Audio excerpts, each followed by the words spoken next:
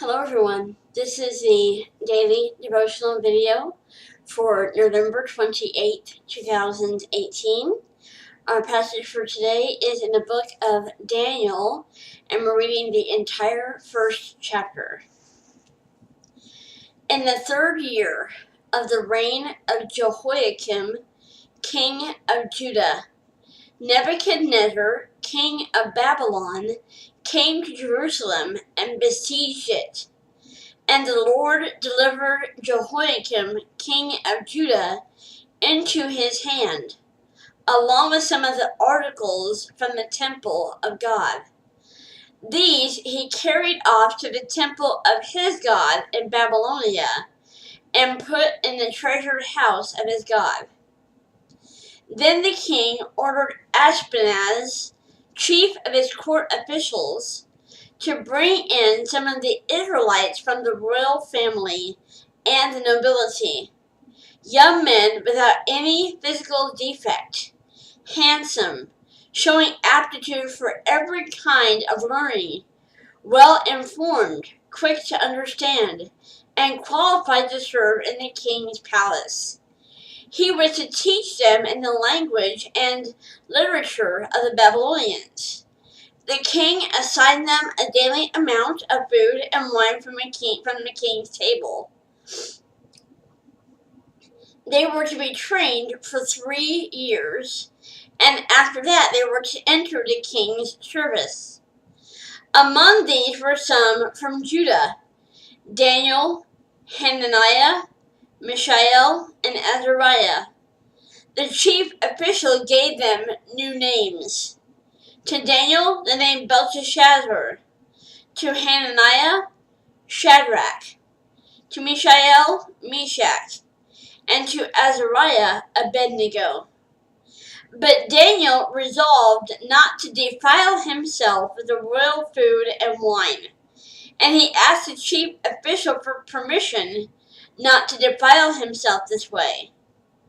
Now God had created the official to show favor and sympathy to Daniel. But the official told Daniel, "I am afraid of my lord the king, who has assigned your food and drink. Why should he see you looking worse than the other young men your age? The king will then have my head because of you." Daniel then said to the guard, whom the chief official had appointed over Daniel, Hananiah, Mishael, and Azariah. Daniel said, "Please test your servants for 10 days. Give us nothing but vegetables to eat and water to drink. Then compare our appearance with that of the young men who eat the royal food, and treat your servants in accordance with what you see." So he agreed to this and tested them for 10 days. At the end of the 10 days, they looked healthier and better nourished than any of the young men who ate the royal food. So the guard took away their choice food and the wine they were to drink, and gave them vegetables instead. Let's get a drink pretty quickly here.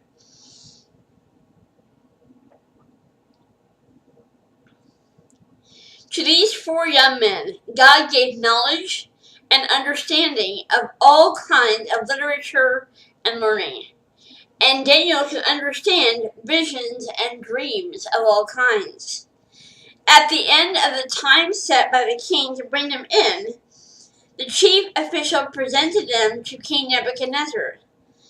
The king talked with them, and he found none more equal to Daniel, Hananiah, Mishael, and Azariah.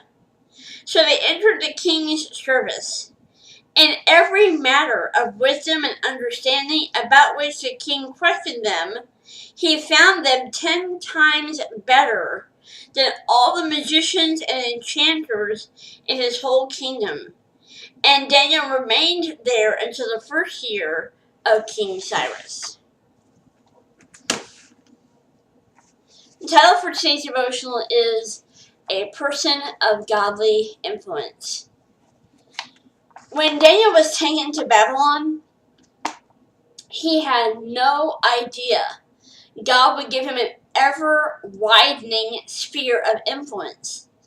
So What made him different from the other captives from Israel? His godly influence flowed from his strong beliefs based in Scripture. First, commitment. Daniel did not simply know God's law. He was convinced there was no other way to live. When tested, he remained unswervingly faithful to God and His Word because he considered obedience non-negotiable. Following God doesn't mean living out Bible principles only when it's convenient or easy to do. Obedience is to be our consistent lifestyle no matter what the circumstances are. Without a firm commitment to our beliefs, we'll waver back and forth, be a poor witness, and eventually give in to temptation. The second is courage. As a captive, Daniel had no authority. Therefore, approaching the king's chief official for special dietary consideration required courage.